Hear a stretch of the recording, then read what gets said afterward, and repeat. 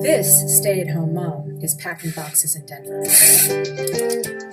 For this truck driver to haul to Chicago. You got two more, right, Greg? And this businessman to ship across the ocean. To this church pastor in Mozambique. The special shipment is something he's been waiting for and praying for. An unlikely cargo and a most unusual weapon in the war against modern-day slavery. This is the story of four ordinary people coming together to do something extraordinary.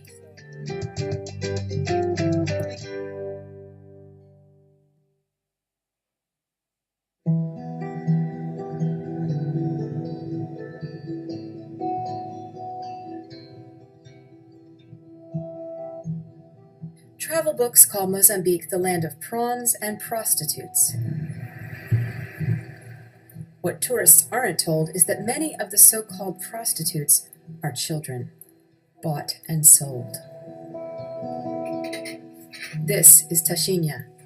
She was just 15 years old when she was trafficked for sex. Someone will take you and promise they are going to give you money, but in the end they just beat you very badly. And even if you go to the hospital, you can still be left to die because they know that you are nobody. You are a slave. She didn't have the courage to escape until years later, the night her young daughter woke up and watched. When I saw in my child's eyes what she was seeing, I was sad. It is still something that hurts me a lot because of what my child had to see me do that night. I don't want that happening again because it took a lot for me to erase that from her memory. Her own childhood stolen, Tashinha wants more for her daughters. I want to be an example, an honest mother that can say, "Look, my daughter, this is not good. This is not good for you." Sometimes, from the depths of darkness, come stories of hope and heroism. Did you want to come kick the ball? Come here. This is Dave.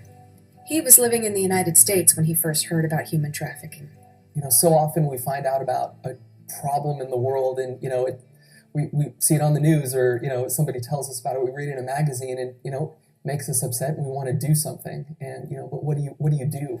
You're going to pass it to. Good pass. I think that's just what happened for me with trafficking in persons. I heard about it and then something stirred inside of me that I couldn't let this one go. So this church pastor took a leap of faith and moved his wife and 3 small children to Mozambique. I don't have a background in law enforcement or anything along those lines, and so I didn't really feel like freeing women or men from trafficking was really a potential option for somebody like me, but caring for them after they've been freed really was something that I felt like our family could help with. He wanted to provide jobs for sex trafficking survivors like Tashinha so they could support themselves, support their children, and not be at risk of being trafficked again. These girls who've been rescued have been forced to sell themselves for years. And so a lot of them have really no skills. They have no training.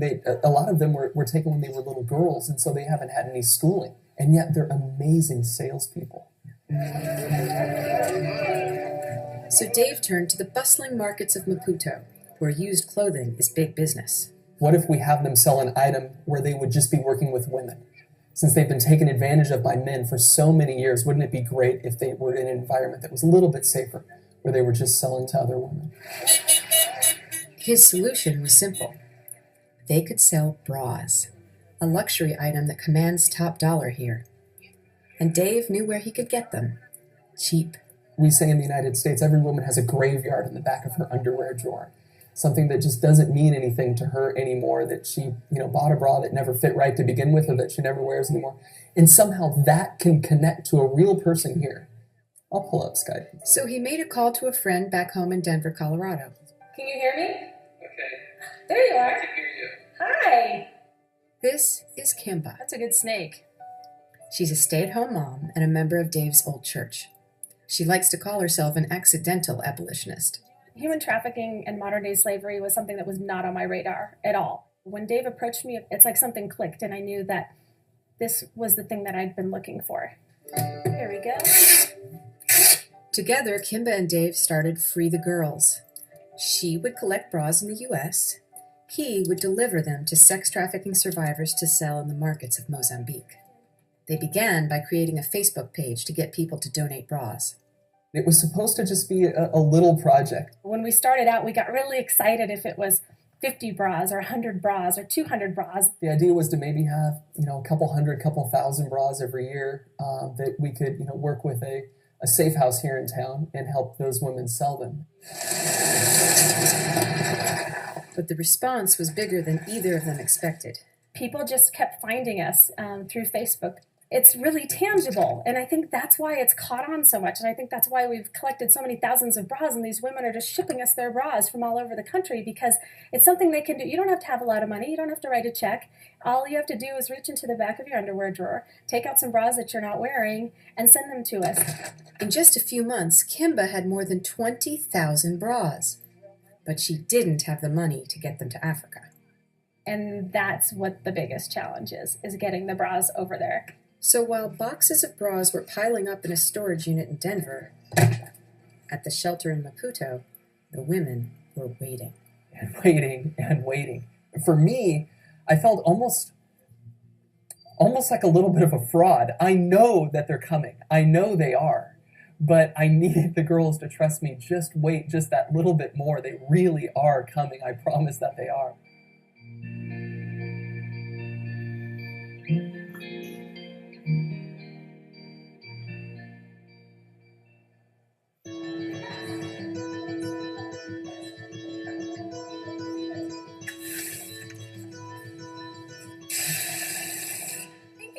Thank you. You guys are awesome, and I love you, and we're going to have fun today. Let's get packing. Let's get cracking. Thank you.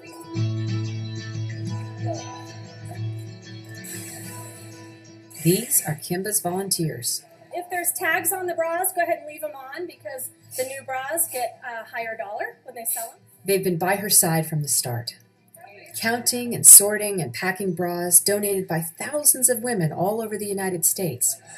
Collecting the bras has been easy. The problem is getting them to Africa. Kimba says it would cost close to $7,000 to ship all of them, money she just doesn't have. Then a story about Free the Girls appeared on CNN. The video went viral and it was all over the place and it was just incredible. We just had no idea that when CNN got a hold of the story that there was going to be such an overwhelming response. I got up early the next morning after the story aired, and the first email that was waiting for me was from a man named Paul. This is Paul. He owns an international shipping company in Chicago. I was overseas in Hungary. I just happened to be there for business with another client. I was in my hotel room, and I was watching CNN. When I heard on the story Kimba say that the most difficult part for her was the shipping, to me that's the easiest part, because that's what we do. The first time I spoke to Paul was really great. We really made a great connection. Their story and our story as part of this are sort of the same. We just want to help people. His family and the company, they want to serve others. Right then and there, I said, look, if you want us to, we'll do the shipment for you. And I remember because when we were talking, she said, okay, I want to make sure I understand what you're offering. Paul told me that they would be willing to get the bras from the U.S. all the way to Mozambique for us at no cost. I said, we're going to get it over there for nothing for you. We're going to do it, and we'll get it over there, and we'll make sure that all of the documentation is right, and we're going to do it. We're going to do it with you. But Paul said it would be best to start in Chicago, where his company is based. So we would need to get the bras from Denver to Chicago. That's when Kimba reached out to Truckers Against Trafficking. A network of truck drivers joined in the fight against modern-day slavery. And within less than 24 hours, we had a driver named Rick who stepped up and offered to bring the bras to Chicago for us. All of a sudden, all of these logistical nightmares for a new NGO, us needing to figure them out, all of a sudden they were just taken care of overnight.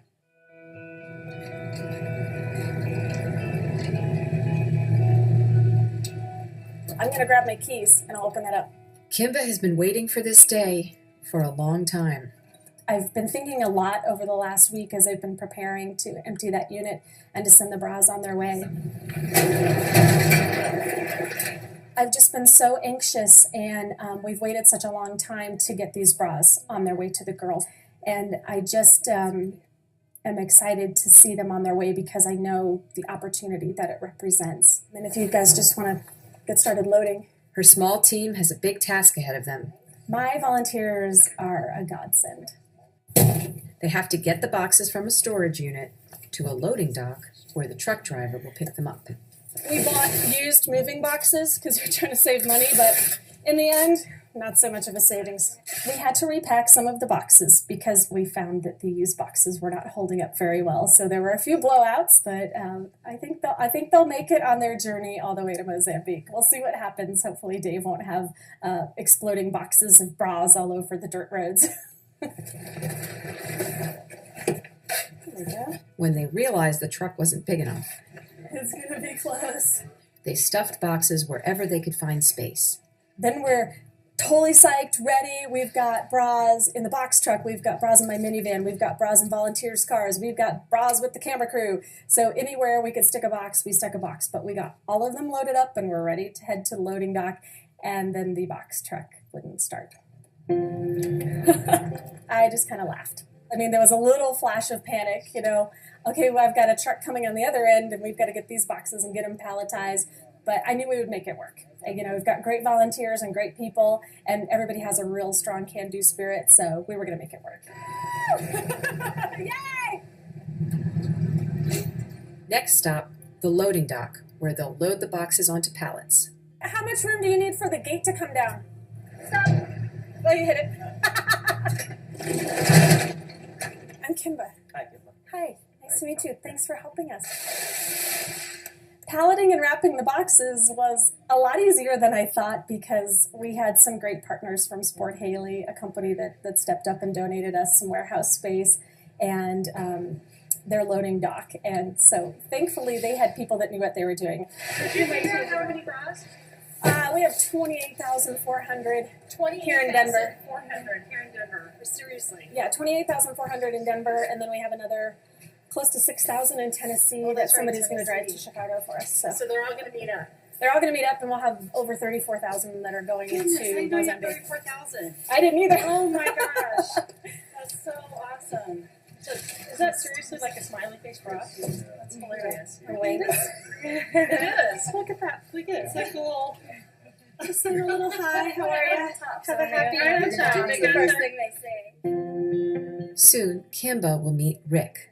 The Colorado-based truck driver is on his way to pick up the boxes. Hey, Rick, it's Kimba calling. Just want to check with you, see how close you are. Oh, this looks great. I want to take some pictures. I got to send them to Dave. He'll be so excited. You guys are wonderful. Thank you so much. Keep the girls on 3. 1, 2, 3. Free the girls!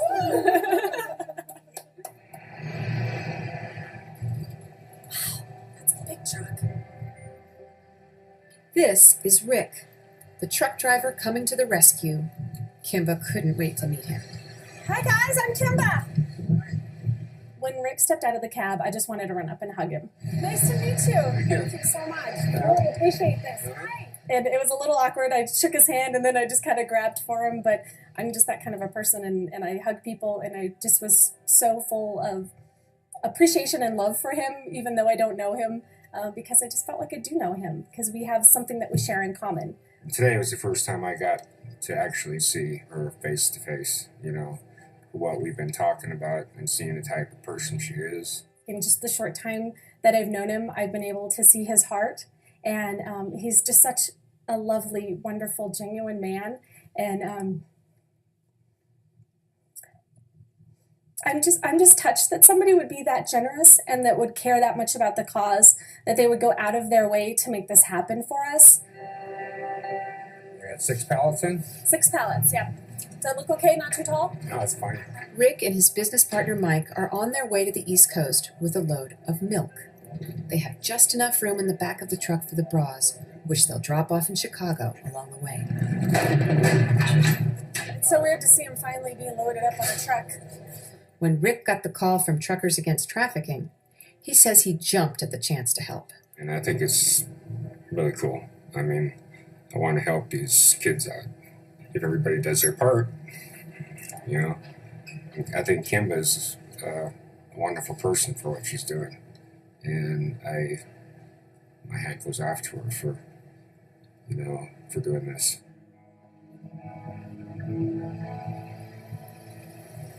Thank you, Rick, so much. I really appreciate it. It means, not a means problem. a lot to me. God bless you. You too. Have a safe trip. Thank you. Thank you. Watching the truck drive away was more emotional than I thought it would be. It was overwhelming because I was just thinking about how much went into making that happen and how many people stepped up to make that happen. And I just can't wait to get the bras in the hands of many more women.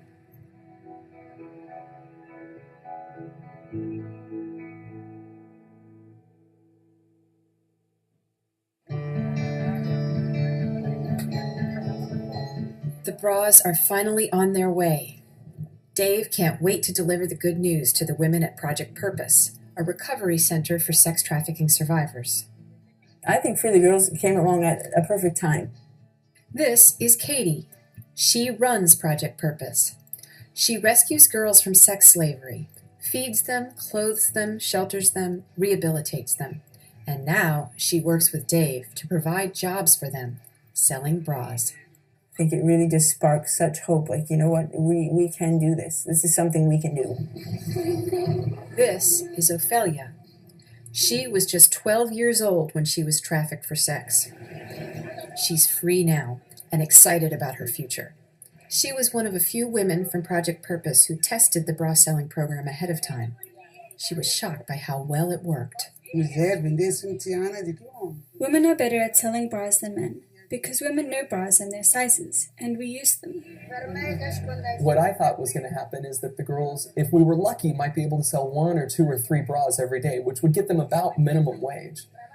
And what happened was they ended up selling about 9 bras a day, which is over triple minimum wage here, and it was a really great income. We were surprised how well it's worked. But that was many months ago. Now the girls are out of inventory, out of work, and Dave worries that they will lose faith.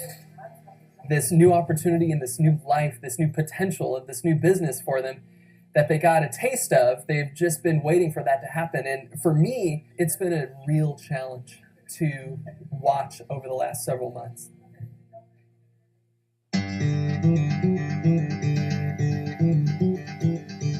Back in the U.S., the bras are on the first leg of their round-the-world journey, in the back of an 18-wheeler bound for Chicago. We'll go up through Colorado, up into Nebraska, run across Nebraska into Iowa, Illinois, and then up to Chicago. It's about a 17-hour trip.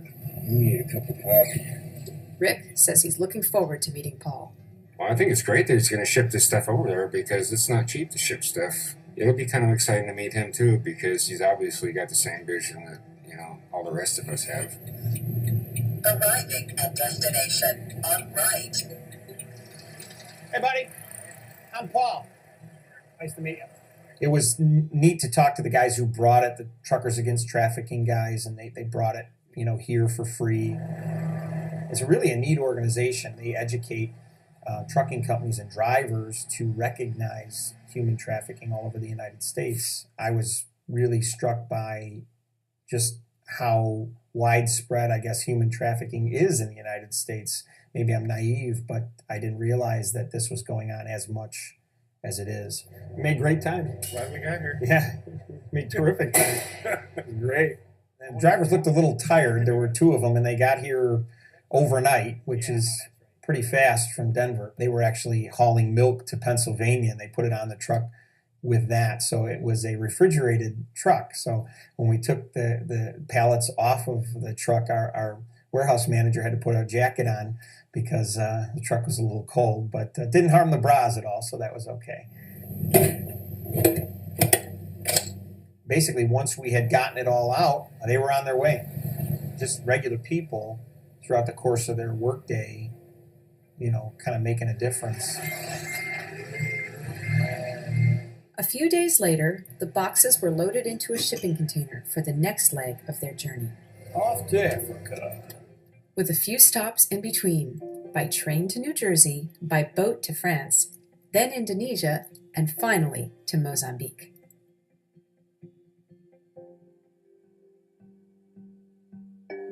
I'm outside the gate waiting for the truck. Dave is a patient man. We're going to stay here and just wait for them to leave.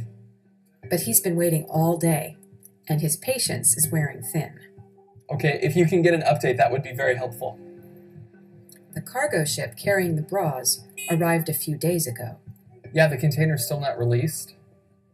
As far as we know, it hasn't even been scanned yet. So this morning we confirmed with our importer that, all the documentation was done and what time everything was going to be happening. And he was hoping that the truck would be able to enter the port at 10 and get out by noon. And it's about 3 o'clock now, and we're still waiting, wondering what's going on inside the port. What's the holdup? Well, he rattled something off so fast I couldn't understand. All I could understand was wait. We've been waiting for months, but, the last 5 hours seem like they've been the longest part of the whole thing.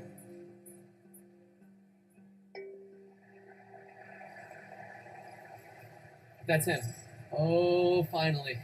The bras have arrived. I have seen them with my own eyes. It takes about half an hour to drive from the port to Project Purpose, and to the women who have been waiting for so long. I know they're going to be overwhelmed by how many bras we have. Up until now, they've seen small amounts come over and, little suitcases here and there. But just when those doors fly open and there's just literally thousands and thousands of bras there ready for them to sell, I'm really excited to see what the reaction is.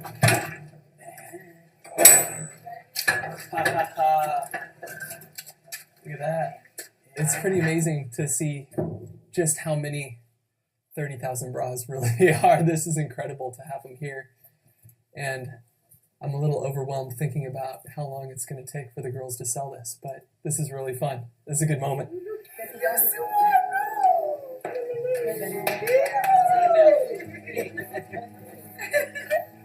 Wow.